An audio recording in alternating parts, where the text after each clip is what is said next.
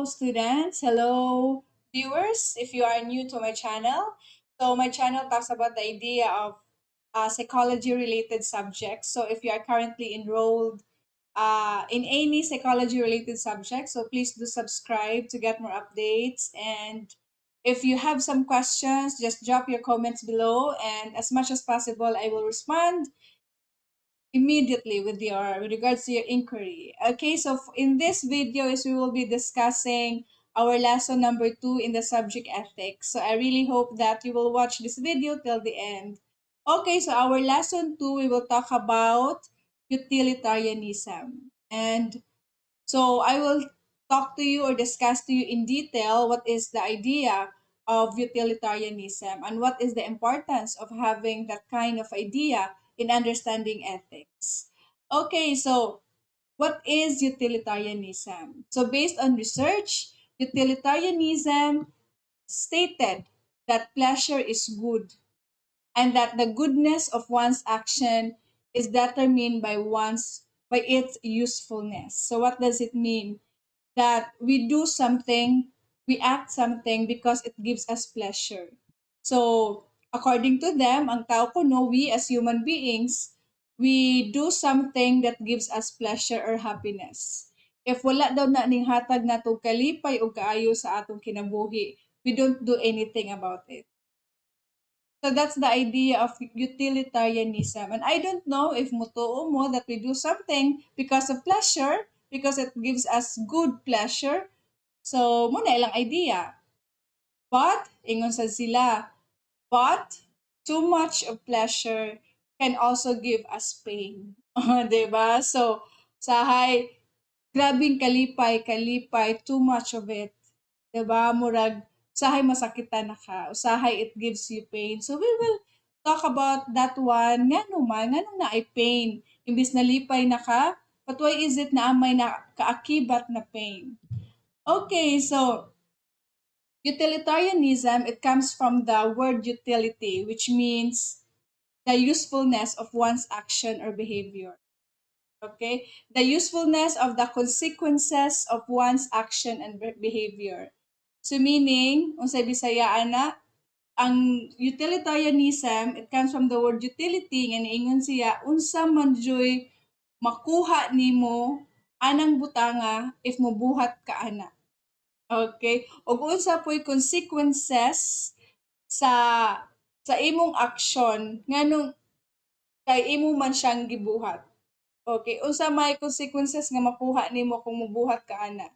So meaning kita kuno as a tao naa jud kuno tay reason nganong mobuhat ka og something. It's either makahatag na siya nato kalipay, happiness, the pleasure, or the pain. Okay, so diha na kuno ta magdagan why we take action kay naa daw ta ana nga feeling. Okay, so according to Bentham, so naay usa ka person no niingon siya that our actions are governed by two siya sovereign master. So kita kuno isip usa ka tawo ako I am governed by two sovereign masters. So na ako ni duha nga nagda sa ako nganong ningbuhat kog usa ka butang. Okay, so since naaman tay duha, unsa ni pasabot niya, ingon si Bentham na ako no tay the pleasure and the pain. Okay, manang ningliho ko because I want to achieve pleasure or I want to achieve pain. Di ba? Libog siya. Kisa man kuno ganahan ninyo nga mubuhat para masakitan. Di ba? Ako mubuhat ko para malipay. It's not all about the pain. But take note, ingon siya. Usahay, too much of pleasure can give us pain. Okay. So these matters are all governed by the nature to help us determine what is good or bad. So kani kunong duha ka master, it is given, it gihatag na sa nature para sa tua, para makasabuta og unsay sakto or dili natong buhaton. Kay nakaibaw man ka nga makahatag na nimo siya kasakitan, ayaw buhata. Kung kaibaw man ka nga makahatag na nimo siya kalipay, then do something about it. So that's the idea of utilitarianism. Ihatag na sa Ginoo, ihatag na it's God's gift, it's innate ni nato, nature na sa tao, nga when we do something, naadyo na siya. It's either we want to achieve something for pleasure because pleasure is good. Right? Kung sa Bisaya sa pleasure, basta kay na mo, kalipay, ang kalipay maayo. Okay? Pero naputay actions usahay, behavior na to usahay nga gibuhat gyapon nato nga nakaibaw naman ta nga dili siya maayo for us. It gives us pain later on.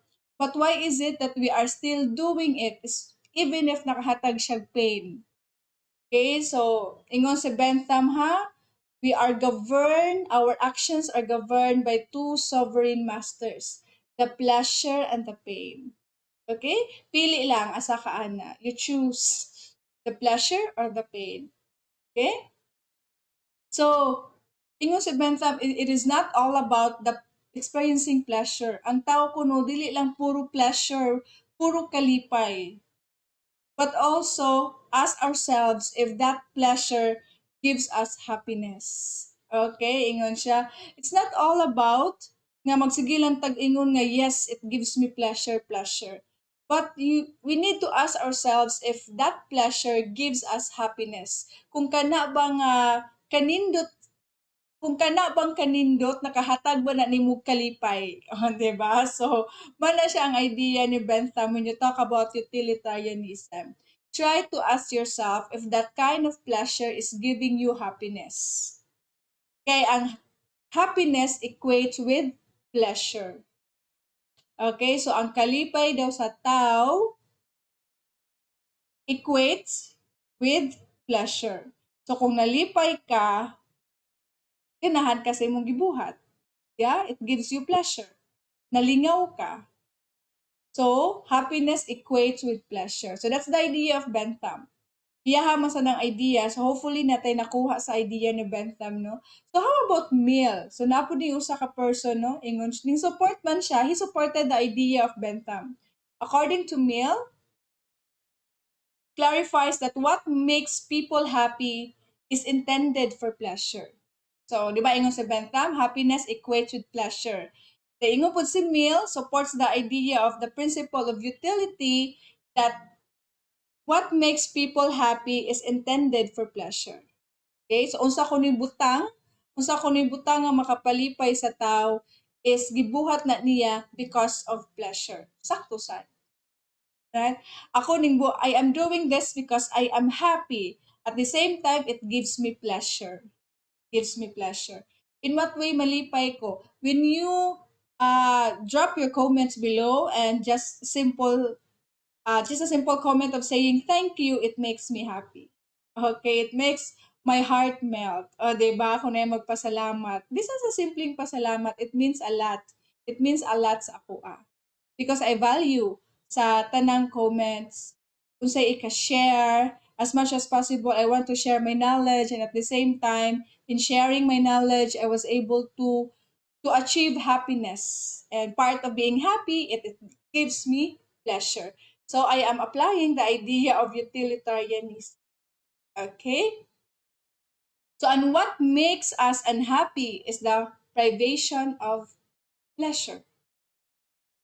So atong balikon na, according to Mill, what makes people happy is intended for pleasure. But what makes us unhappy is because of the privation of pleasure. Meaning wala gihatag sa atua ang butang nga nalipay ta. Mo nang naguol ka, mo nang di ka malipayon. Kay wala man nahatag sa imuha ang butang nga makapalipay sa imuha. Pero gihatag gani ang butang nga makapalipay sa imuha, lipay jud kaayo ka. You feel happy. Kay nakuha man nimo ang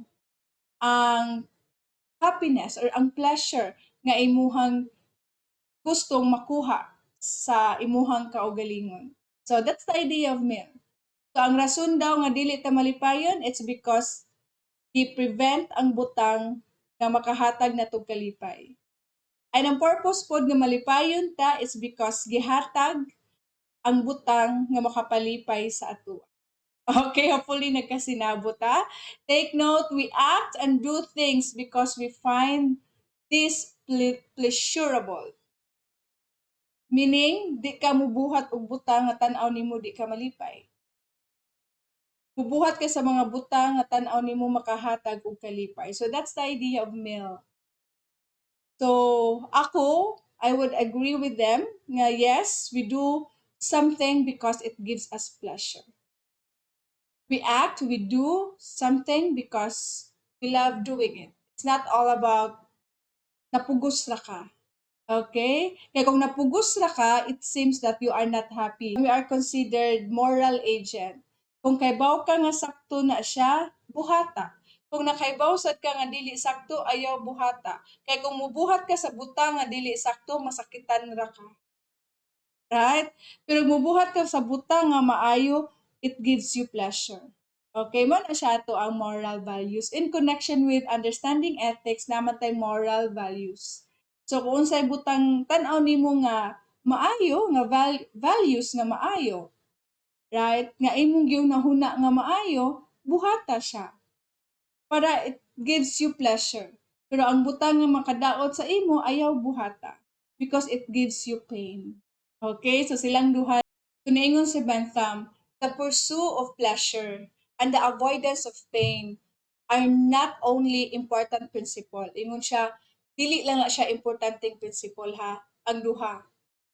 They are, in fact, the only principle in assessing our actions and morality.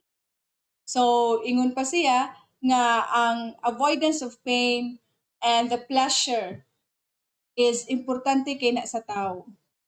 Pinaka-importante sa tao nga naman because that's the only way for us to determine if we are doing the right thing or not. If our actions is good or dili. So wala tayong choice in assessing our own way of doing things. The pleasure and the pain. So manang usahay maglibog ko sa uban na kay baw na silang masakitan sila if ilan ng buhaton. Mubuhat gyapon sila. Therefore, ang ending nasakitan sila. But I cannot blame them nga naman base na po sila ilahang kaugalingon nga the innate behavior. Wa ta kay baw sa ilang feeling inside. Why is it nga nakaibaw na lang nasakitan sila but they are still doing it? But in general rule, ang tao jud kuno is mubuhat og something because it gives us pleasure or mubuhat og something because it gives us pain. Kung ako di ko mubuhat sa butang nga masakitan ko, mubuhat ko sa butang nga makahatag na kog kalipay because happiness equates with pleasure. Okay. So the question is, unsa man purpose aning utilitarianism? So the idea of or the theory of life, the purpose of life is to increase happiness and decrease pain. So the purpose of life again is to increase happiness and decrease pain. So how can we increase happiness? For me, if you're going to ask me how can I increase happiness? For me, I'll do things that makes me happy, that gives me pleasure. Right? And I don't know about you. What makes you happy is different from what makes me happy. So, lahi man ta. My happiness defines me as a person. Your happiness also defines you as a person. So, lahi-lahi ta. So, let's try to ask ourselves, what are the things that gives us pleasure? Because if it gives you pleasure, it equates to happiness. Okay, so we need to decrease pain. Although pain is there, in the theory of life, pain is always there, but we should try to decrease pain. That's why, kung ako, di ta musodog usa ka problema nga kay bawa matang maproblema ta. Right? So let's try to do something, to do things nga tan-aw nato dili kay ta maproblema. Okay, so let's try to weigh things. This is part of understanding what is good or right for you. Okay, so Bentham also gives us a framework. Ingon siya, in knowing what is right or wrong or in increasing happiness and decreasing pain is we need to have a framework. What do you mean by framework? Ingon siya, dapat na atay sumbanan. Oy, engineering students, you know what is framework? Igamitan ni siya calculus ha, so di ta mag-goal ni Bentham. According to Bentham, na ako no siya framework on how we can calculate pleasure and pain. Balit ang Bentham. Okay, so usa gigamit niya. So na siya iyang gisuggest in evaluating pleasure and pain. Na siya gitawag the felicific calculus. O, di ba? Felicific calculus. This is a framework, tinood niya ako nag-joke. This is a framework that calculates the pleasure that some actions can produce. So, iyang gi-calculate no ang pleasure nga kung mubuhat ka ana, unsa man kakusgon nga pleasure ang imuhang makuha. Or kung mubuhat ka ana, unsa man pud kakusgon nga pain ang imuhang makuha. So yan ang gi-calculate no depending on the strength or the gravity nga kung imo na siyang buhaton unsa nga level, unsa kakusgon ang happiness nga imuhang ma-acquire. Okay, so kung imo sa nang buhaton bisan di ka ganahan unsa pud ang strength or ang level or ang gravity sa pain nga imuhang ma-feel. So gigamitan niya framework using the felicific calculus. Okay? I know mga bright mo anang calculus, so di na ko ma-explain na no. Okay, so ingon pud si Mill, di ba sunod-sunod di si Mill no? According to Mill, that the principle of utility must not only focus on the quantity. Ingon siya, di lang kuno ta mag-focus sa kadaghanon, we also need to focus on the quality. The quality of happiness or the giving of pleasure. So, dili lang ta padaghanay sa unsay nakuha nato or nabuhat nato, we should also need to consider the quality of life nga ato ang gibuhat para makahibaw ta kung unsa man ni siya. It gives us nindot kaayo nga pleasure or nakahatag ba ni siya pain sa atoa. Okay, when you talk about the pleasure and the pain, take note, ikaw rin nakasabot, unsa ang strength, ang gravity, ang level sa pleasure or pain when you do something. Okay, so kung naa kay gibuhat. Take note that we as moral agents, we are capable of searching and desiring for pleasure. Diba? Kita, we are moral agents, meaning we know how to think, we are intellectual being, we are rational being, we are kita jud ang makasabot unsay sakto or dili. So we have a gift, kasabot ka kung unsay sakto, and we are capable of searching and desiring higher intellectual and lower base pleasure. So kay balo ka ana, you are a rational being. It's because kay bawo man ka ana, kasabot man ka ana. So man ang usahay kasabot sad ka kung asa ka padung if you will do the right thing or the wrong thing. Na may uban kasabot sila sa sayo ila gyapon gibuhat. Ang uban po nakasabot sa saktong buhaton ila po nang buhaton ang tan-aw nila nga sakto. Because our morals depend kung unsa pud ang ato ang pagtan-aw inherently kung unsa atong pagtan-aw sa sakto or dili nga buhaton. Okay?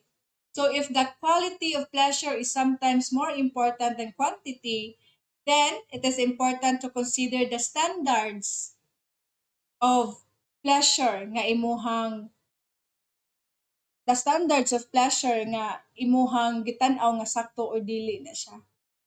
Okay, again, if kung mas dako kuno ang quality sa pleasure, kung mas dako kuno ang quality of pleasure, dapat kasabot sad ka unsa imong standards nga nakaingon ka nga mas importante ang pleasure. It's because it gives me happiness. It gives me good quality life. So ikaw ana ang mo decide no kung tan-aw ba nimo nindot ni siya para nimo nga buhaton or dili ni siya nindot para nimo nga buhaton. We should know our moral standards. Again, ang usa ka tawo kita naa jud tay moral standards. Ug ang standards nato nakadepende pud na kung giunsa ta pagtudlo sa atong ginikanan or the upbringing hantod ning dako ka nganong ing-ana imong moral standards. So try to get to know your standards. Okay? I have my own standards. You also have your own standards. Lahi-lahi ta og standards nga ato ang gibutang sa ato ang kaugalingon. Okay, so equating happiness with pleasure is not only about our individual pleasure. So, mas gi-broaden pa ni Mill ang iyang explanation, no, na kung gi-equate lang daw nimo ang happiness with pleasure, so murag focus na kay ka sa imong kaugalingon, right? Ingon siya, dapat when we want to experience pleasure or happiness, dapat ato po itong i-consider ang ubang tao, the greatest number affected by the consequences of our action. So, bisan pag ganahan lang ka malipay for your own self, individual pleasure, but when you talk about the principle of utility, is we should learn how to extend sa mga butangan na lipay ta. Okay? So, meaning, the greatest number of people.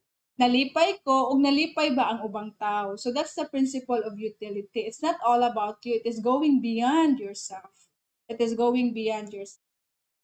Because ingon siya, utilitarianism is not a selfish act. So dili siya imuha-imuha lang kalipay. Kay kung kana kuno ang imuhang focus, meaning you are not doing the principle of utility. If you are just focusing on yourself, meaning you are not doing what is morally good. Diba? Kay imo ramang kaugalingon. So the principle of utility is extending yourself to other people. Kung nalipay bas ang ubang tao sa imong gibuhat, nalipay ka at the same time nalipay pud ang ubang tao sa imong gibuhat. So that's the principle of utility. If you are just talking about yourself, the happiness of yourself, therefore wala pa nimo naabot ang the utilitarianism nga gitawag, knowing what is right or wrong. Although karon lisod pa, but I know that as time comes, ma-change man ang tao. So, we will be able to lend a helping hand para makita na to ang the true happiness. Happiness nga gi-equates into pleasure. Okay, so we should learn how to evaluate our standards kung asa na padong ang ato ang happiness. Asa unsay mga butang nga makapalipay nato. So manang mo nang usahay no, when you talk about happiness, nindot pud ang feeling nga nalipay ka at the same time nalipay pud ang ubang tao sa imong palibot because of your action.